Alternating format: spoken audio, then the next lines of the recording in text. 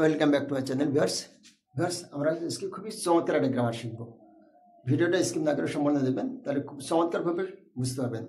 আমাদের আজকে গ্রামারটা কি হচ্ছে? আমাদের আজকে গ্রামারটা হচ্ছে যে আমরা সাধারণত ম্যাটেরিয়াল নাউনের আগে কোনো সংখ্যাবাচক শব্দ বসাতে পারি, কিন্তু আমরা বসাতে পারি কিভাবে?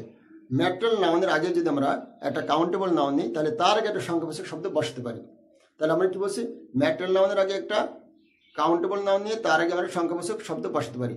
এবং আমরা এই যে ফ্রেজটা গঠন করলাম, এই ফ্রেজের মাধ্যমে আমরা আমাদের বলার সময়, শোনার সময় এবং লেখার সময় খুব চমৎকারভাবে বুঝতে পারবো। আমাদের ফার্স্ট অফ অল প্রথমটা কি হচ্ছে? প্রথমটা হচ্ছে আমাদের তার আগে স্ট্রাকচারটাকে দেখি।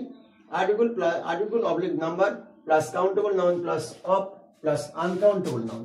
তাহলে বুঝতে পারছেন, article oblique number plus countable noun plus of plus uncountable noun.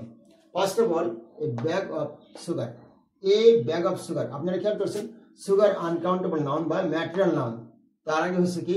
একটা ব্যাগ হচ্ছে কাউন্টেবল নাউন নিয়েছি, একটা কাউন্টেবল নাউন দিলাম, তার আগে সংখ্যাবাচক শব্দ নিয়েছি এ।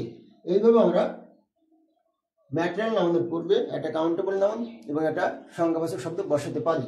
Number two, two bags of sugar, দু ব্যাগ চিনি। Number three, many bags of sugar, বহু ব্যাগ চিনি।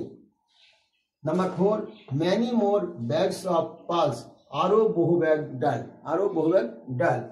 Number five, a few bags of rice, কয়েক ব্যাগ চাল। Number six, several bottles of honey, কয়েক বোতল মধু। Number seven, many packets of salt, অনেক প্যাকেট লবণ।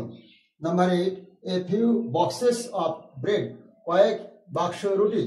Number nine, 2 tons of coal, 2 ton কয়লা। নাম্বার 10, 3 pieces of bread, 3 খণ্ড রুটি। Number 11, 4 kilos of flour, 4 kilo ময়দা।